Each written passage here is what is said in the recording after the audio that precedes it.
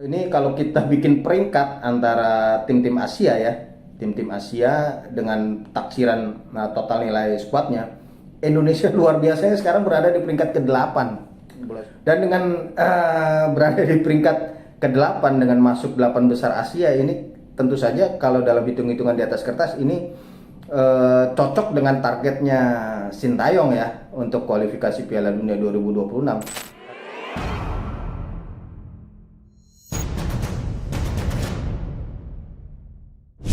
Halo, Bola Supporter, ketemu lagi dengan Mister, iseng ngobrolin misteri sepak bola.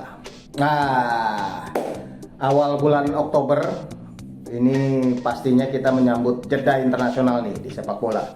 Dan kalau udah jeda internasional, kita tahu artinya tim nasional Indonesia akan main lagi di kualifikasi Piala Dunia 2026 di putaran ketiga grup C. Indonesia akan menghadapi Bahrain dan China tanggal 10 dan 15 Oktober ya. Dan dua pertandingan ini semuanya digelar di kandang lawan. Berat sih, pasti berat. Karena Bahrain dan China dari segi peringkat FIFA aja jauh di atas Indonesia gitu ya.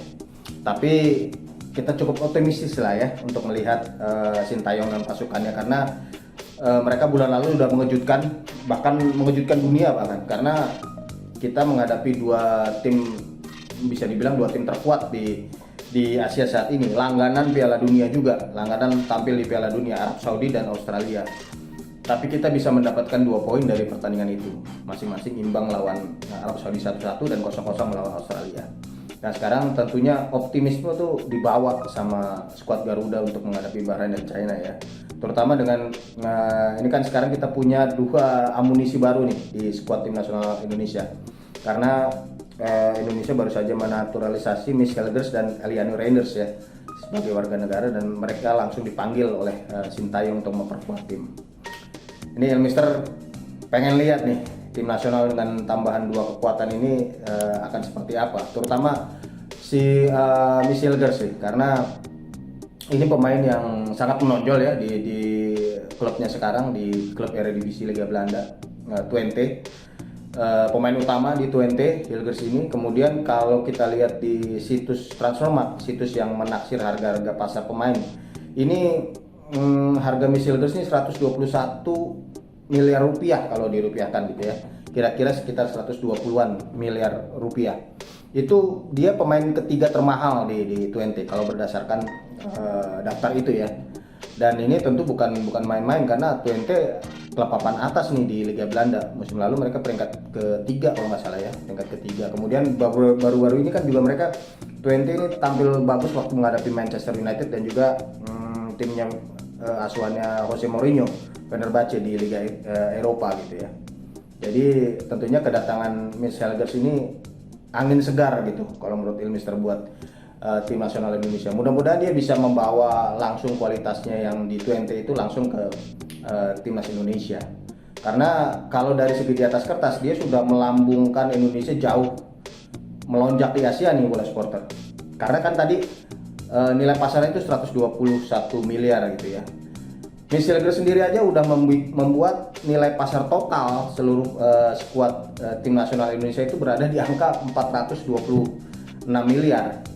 Artinya sebelum waktu ada Hilgers cuma 300-an lah, 300-an miliar rupiah gitu ya, nilai skuad dari tim nasional Indonesia. Tapi begitu Hilgers datang kan dia langsung ikut dihitung gitu ya nilai pasarnya, dan Indonesia langsung melonjak ke 426 miliar rupiah. Dan itu ini kalau kita bikin peringkat antara tim-tim Asia ya, tim-tim Asia dengan taksiran total nilai skuadnya, Indonesia luar biasanya sekarang berada di peringkat ke-8 Bola Supporter.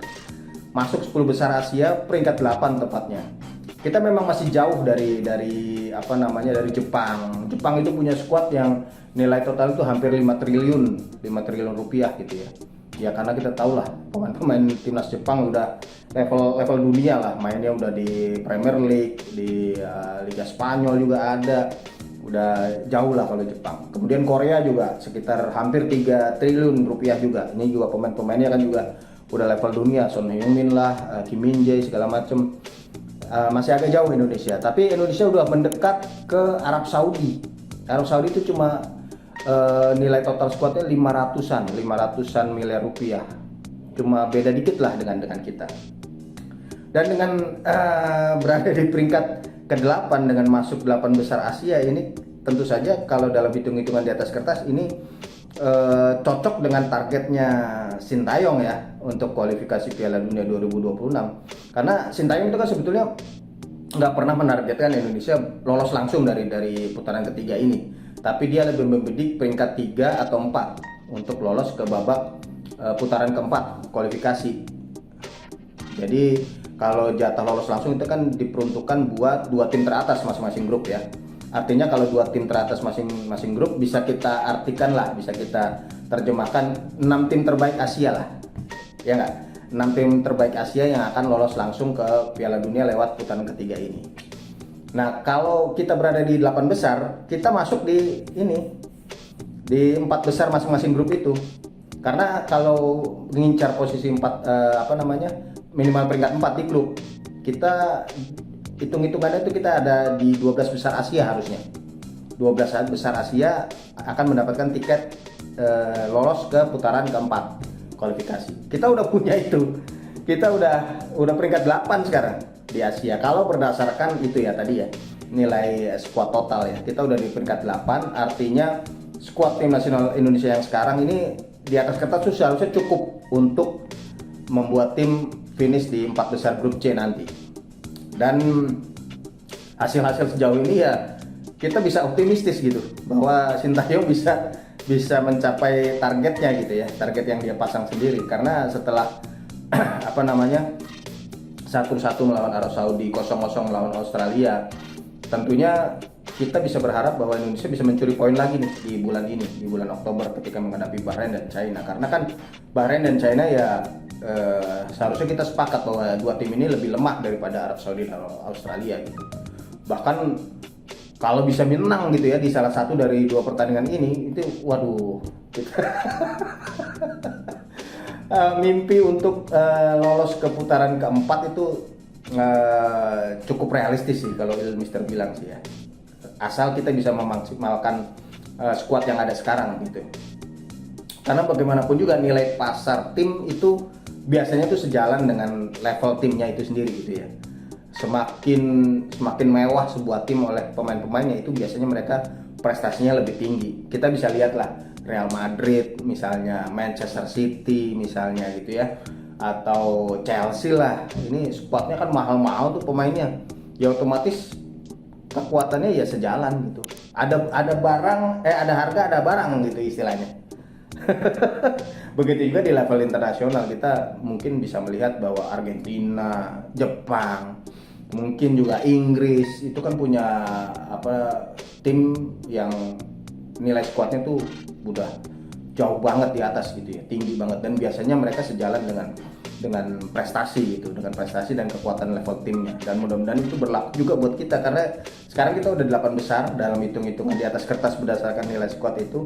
Artinya squad ini dengan Messi Legers dan Eliano Reinders, kita sekarang punya cukup amunisi untuk bisa mewujudkan target lolos ke putaran keempat.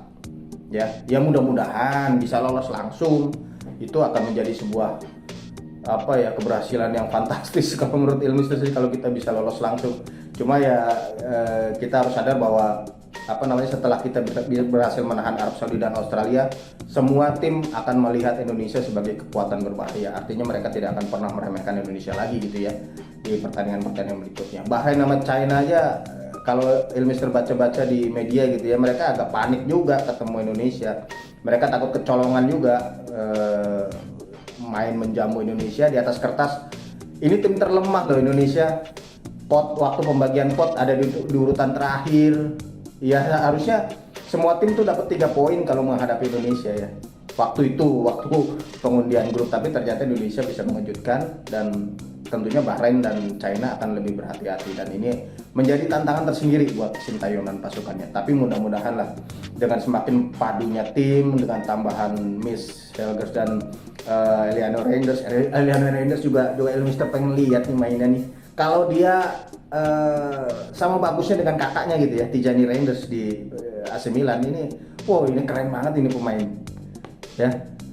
Ilmister berharap sebetulnya Tijani yang dulu bisa dinaturalisasi gitu ya, tapi ternyata dia lebih memilih Belanda. Tapi Reinders ini memang pemain bagus sih, pemain bagus. Mudah-mudahan Eliano adiknya kayak mirip-mirip lah kayak dia ya, mudah-mudahan ya.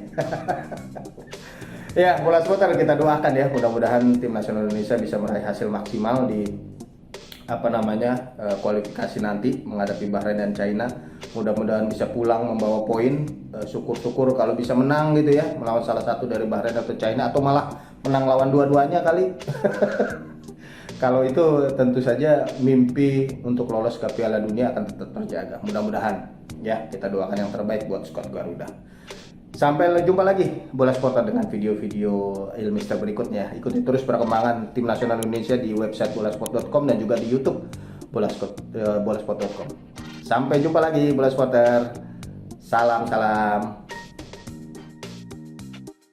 Terima kasih sudah menonton. Silakan subscribe, like, dan jangan lupa komen di bawah ya Bola Supporter.